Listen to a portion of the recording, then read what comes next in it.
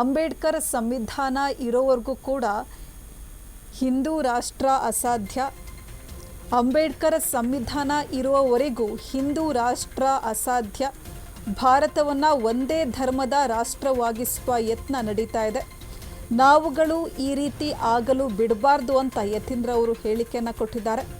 ಹಿಂದೂ ರಾಷ್ಟ್ರ ಕಲ್ಪನೆಗೆ MLC doctor Yathindra Siddaramaiah ವಿರೋಧವನ್ನು ವ್ಯಕ್ತಪಡಿಸಿದ್ದಾರೆ.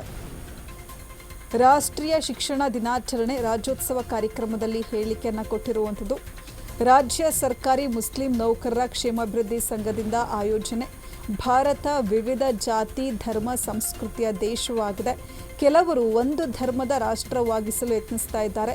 ಅದನ್ನು ನಾವು ವಿರೋಧಿಸಬೇಕು. ಆ ರೀತಿ ಆಗಲು ಬಿಡಬಾರ್ದು. ಈ ದೇಶ ಸೆಕ್ಯುಲರ್ ಆಗಬೇಕು ಎಂದು ಅಂಬೇಡ್ಕರ್ ಹೇಳಿದ್ದಾರೆ.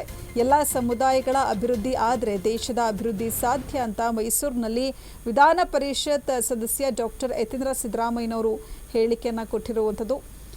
ಅಂಬೇಡ್ಕರ್ ಸಂವಿಧಾನ ಇರೋವರೆಗೂ ಹಿಂದೂ ರಾಷ್ಟ್ರ ಅಸಾಧ್ಯ. ಭಾರತವನ್ನು ಒಂದೇ ಧರ್ಮದ ರಾಷ್ಟ್ರವನ್ನಾಗಿಸುವ ಯತ್ನ ನಡೀತಾ ಇದೆ. ನಾವುಗಳು ಆ ರೀತಿ ಆಗಲು ಬಿಡಬಾರ್ದು ಅಂತ ಯತೀಂದ್ರ ಅವರು ಹೇಳಿಕೆಯನ್ನು ಕೊಟ್ಟಿದ್ದಾರೆ.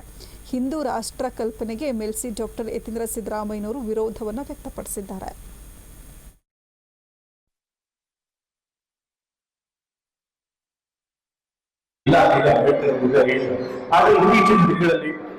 ಕೆಲವು ಏನ್ ಮಾಡ್ತಿದ್ದಾರೆ ಅಂತಂದ್ರೆ ಈ ದೇಶನ ಕೇವಲ ಒಂದು ಧರ್ಮದ ರಾಷ್ಟ್ರವನ್ನ ಮಾಡಬೇಕು ಅಂತ ಹೇಳಿ ಪ್ರಯತ್ನ ಮಾಡ್ತಿದ್ದಾರೆ. ಈಗಾಗಲೇ ಬಹಳ ಅಪಾಯಕಾರಿ ಅಂತ ಹಾಗಾಗಿ ಬಿಡಬಾರ್ದು.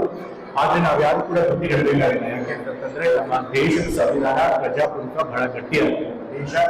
ದೇಶದ ಸಂವಿಧಾನ ಇದೆ, ಅಂಬೇಡ್ಕರ್ ಕೊಟ್ಟ ಸಂವಿಧಾನ ಇದೆ. ಅದು ಎಲ್ಲರ ಹಕ್ಕುಗಳನ್ನ ಸ್ವಾತಂತ್ರ್ಯ ರಕ್ಷಣೆ ಮಾಡುವಂತ ಶಕ್ತಿ ಹೊಂದಿರುವಂತ ಸಂವಿಧಾನ. ಎಲ್ಲಿ ತನಕ ಸಂವಿಧಾನ ರಕ್ಷಣೆ ಅಲ್ಲಿ ತನಕ ನಾವು ಧೈರ್ಯವಾಗಿರ್ಬೋದು.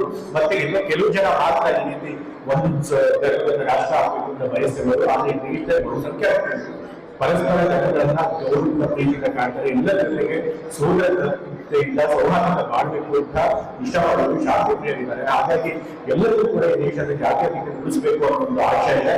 ಹಾಗಾಗಿ ಸಂವಿಧಾನದ ರಕ್ಷಣೆ ಮಾಡಿಕೊಂಡ್ರೆ ನಾವು ನಮ್ಮ ಸಮುದಾಯಗಳ ಹಕ್ಕುಗಳ ಸ್ವಾತಂತ್ರ್ಯ ರಕ್ಷಣೆ ಮಾಡಿಕೊಂಡ್ರೆ ನಮ್ಮ ವೈಯಕ್ತಿಕ ಜೀವನದಲ್ಲಿ ನಮ್ಮ ಧರ್ಮಗಳು ಶ್ರೇಷ್ಠ ಆಗಿದೆ. ನಮ್ಮ ಧರ್ಮಗಳು ನಮಗೆ ಎಲ್ಲರಿಗಿಂತ ಹೆಚ್ಚಿನ ಗತಿಗಳಾಗಬಹುದು. ಆದ್ರೆ ಸಾರ್ವಜನಿಕ ಜೀವನದಲ್ಲಿ ನಾವೆಲ್ಲರೂ ಕೂಡ ಒಗ್ಗಟ್ಟಿನಿಂದ ಬದುಕಬೇಕು ಅಂತಂದ್ರೆ ನಮಗೆ ನಮ್ಮ ಸಂವಿಧಾನನೇ ಮಾರ್ಗದರ್ಶಕ ಗ್ರಂಥವಾಗಬೇಕು. ಸಂವಿಧಾನನೇ ಶ್ರೇಷ್ಠ ಗ್ರಂಥವಾಗಬೇಕು. ಆ ಸಂವಿಧಾನ ರಕ್ಷಣೆ ಮಾಡ್ಕೊಂಡ್ರೆ ನಮ್ಮ ಹಕ್ಕುಗಳನ್ನು ರಕ್ಷಣೆ ಮಾಡ್ಕೊಂಡಾಗುತ್ತೆ. ಆ ಕೆಲಸ ನಾವೆಲ್ಲ ಈ ಸಂದರ್ಭ ಹೇಳೋಕೆ ಇಷ್ಟಪಡ್ತಾರೆ. ಮತ್ತೆ ನಮ್ಮ ಅಲ್ಪಸಂಖ್ಯಾತ ನೌಕರರನ್ನ ಇಟ್ಟಿದ್ದಾರೆ. ಈಗಾಗಲೇ ಮಾತನಾಡ್ತಾ ಹೇಳಿದ್ರು, ನಮ್ಮ ರಾಜ್ಯದಲ್ಲಿ 4% 2B ಕ್ಯಾಟಗರಿಯಲ್ಲಿ ಅಲ್ಪಸಂಖ್ಯಾತರಿಗೆ ಮೀಸಲಾತಿಯನ್ನು ಕೊಟ್ಟಿದ್ದಾರೆ.